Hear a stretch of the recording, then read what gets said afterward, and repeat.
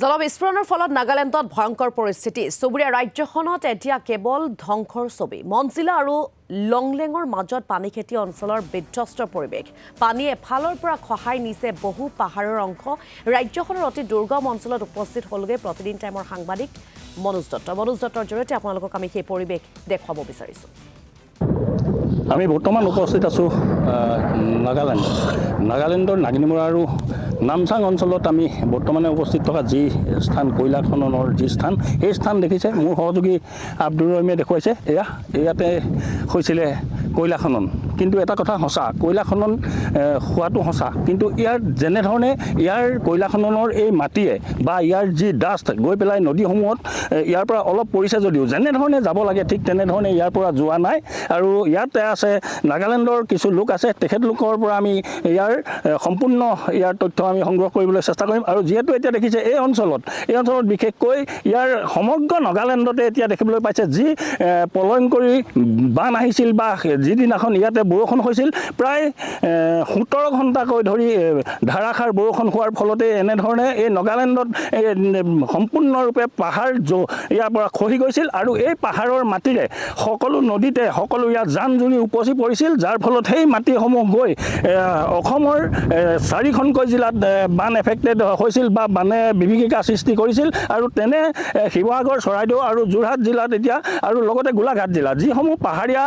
অঞ্চলৰ পৰা যোৱা এই মাটি বা এই পাহাৰ খহি যিসমূহ মাটি গৈছে সেই মাটিসমূহে সম্পূৰ্ণৰূপে অসমৰ বিভিন্ন স্থানত বুঢ়াই পেলাইছিল আৰু টচ কৰিছিল অসমৰ সকলো জেগা কিন্তু নাগিনিমৰাৰ এইসকল লোকে ক'বলৈ বিচাৰে যে যিটো স্থানত খনন চলিছে নাগিনিমৰাৰ এই খনন চলা স্থানৰ কোনো মাটি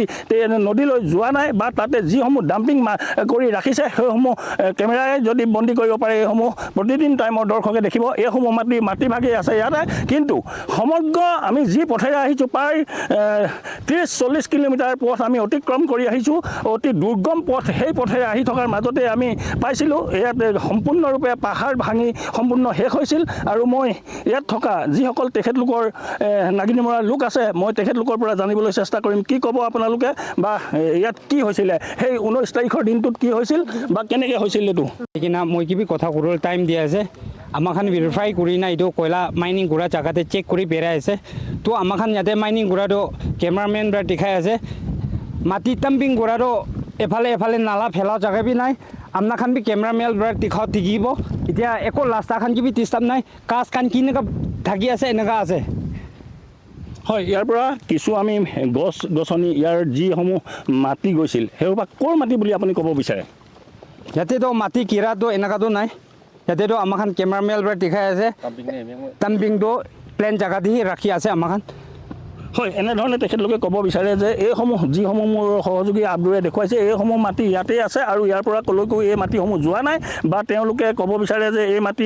ইয়ালৈ নদীলৈ যোৱা নাই বা অসমত কোনো এই মাটিয়ে ক্ষতি কৰা নাই পাহাৰৰ যিসমূহ মাটি দেখিবলৈ পোৱা গৈছে যে পাহাৰৰ সকলো মাটিয়ে সম্পূৰ্ণৰূপে নদী টচ কৰিছে আৰু সকলো